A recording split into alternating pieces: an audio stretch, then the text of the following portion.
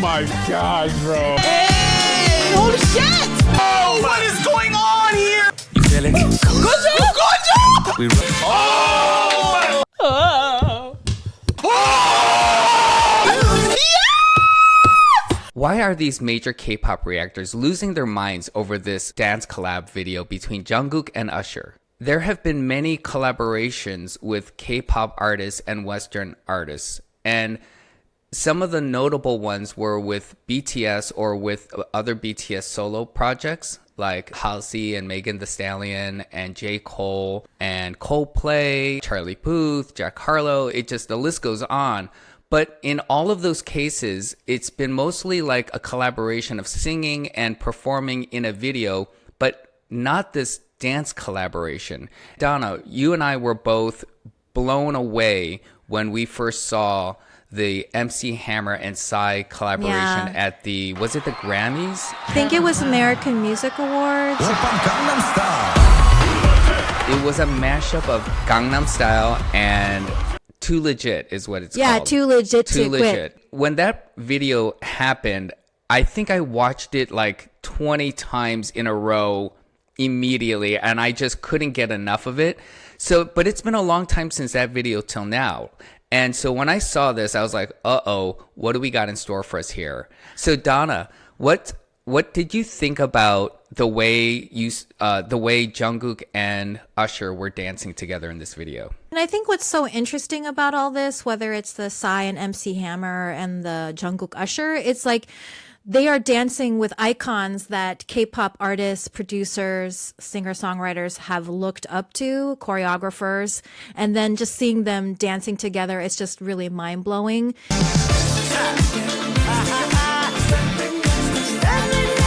Beyond that, I mean, it's just really nice to see Usher's take on this choreography. Stop, can you feel that? It's like heaven and earth moves whenever He's very free with it. It's just nice to see that additional improvisatory kind of spontaneous spirit.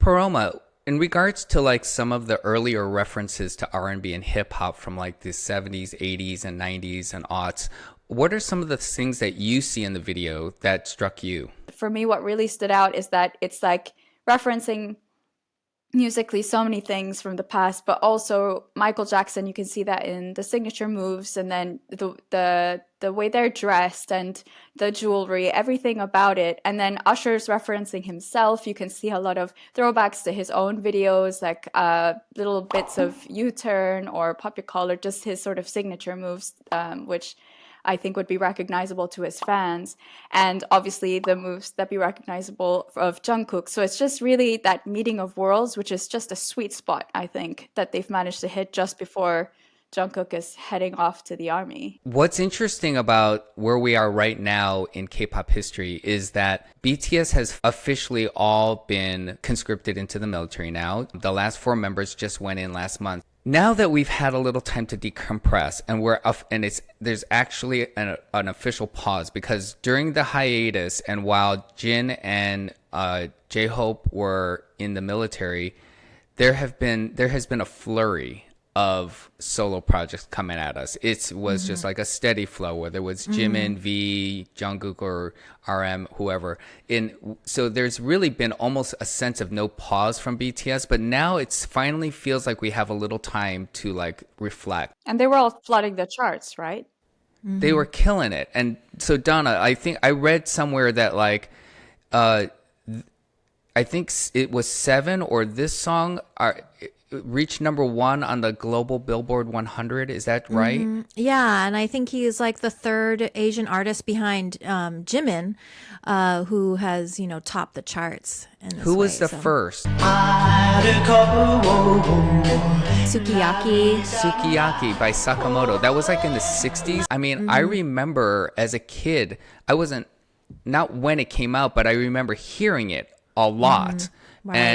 And I, being an Asian American, and like just like there's so little representation of Asian Americans in media, like whether it be film and television or whatnot. Just having this one song out there was like kind of like, it was like more than an anomaly. It was like, what the hell is this song, and why is it even like a #1 song in the world? But But it's been a long time since then to now, and suddenly Jimin and Jungkook both have like done this as well, which says I think a lot about what BTS has accomplished. And one has to wonder, if there was no military conscription, what would be going on right now? Would Jungkook be like gearing up for a world tour, or maybe with a second album be able to put that together and have the material for a global tour? And would there be major guests like showing up at his concerts like Jack Harlow and Charlie Puth and Usher?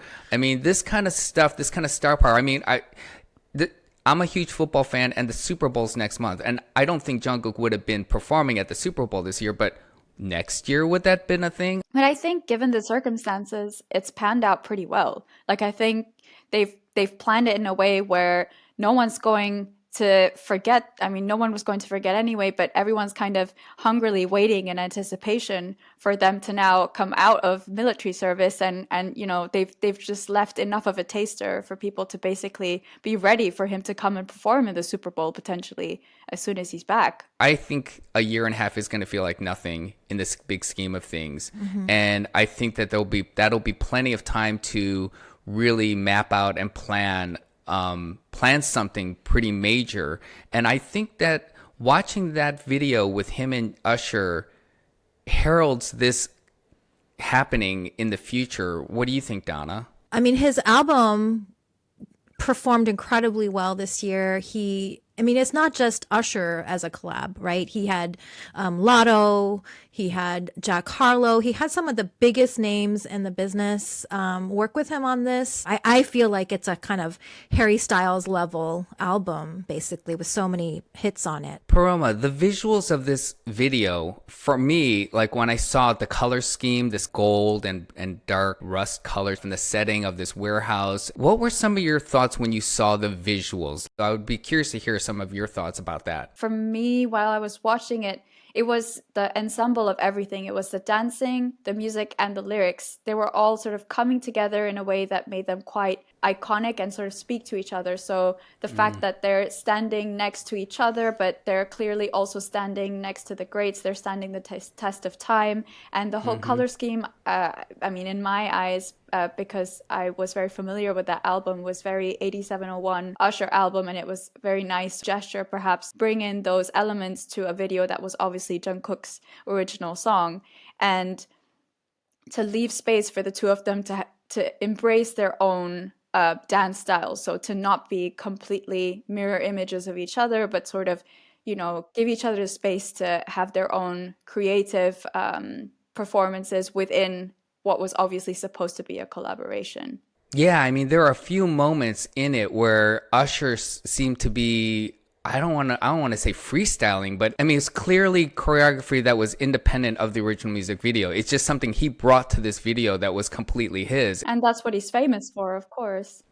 Right? And I think that was what's made this particular choice, like the decision for them to do this together on this particular song with that kind of music that really enabled him to show off his forte of dancing that he's so famous for. Well, I have something I wanted to post to Paroma linking to her own research, which is, you know, you've been thinking a lot about global shifts and how K-pop figures into this, and how would this video make it into your presentation or into your research? And if so, like, how do you think this might represent a certain kind of global shift happening?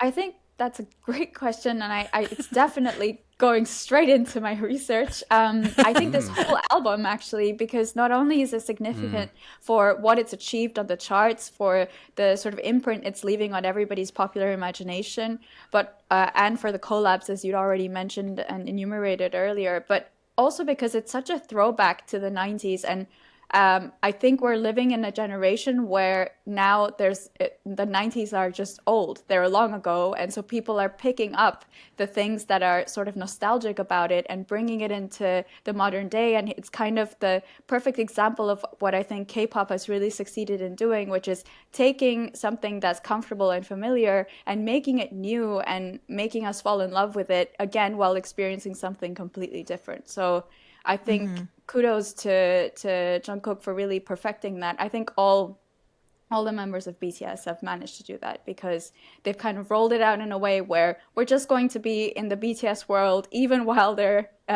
doing their military service, and then they'll be back and we'll just be ready for them. Donna, as your semester just started up again, you finished your sabbatical and you're teaching your K-pop class again. It just started. So would something like this enter your syllabus this semester or in future semesters? Do you envision something like this being important enough to be mentioned in a college class on K-pop?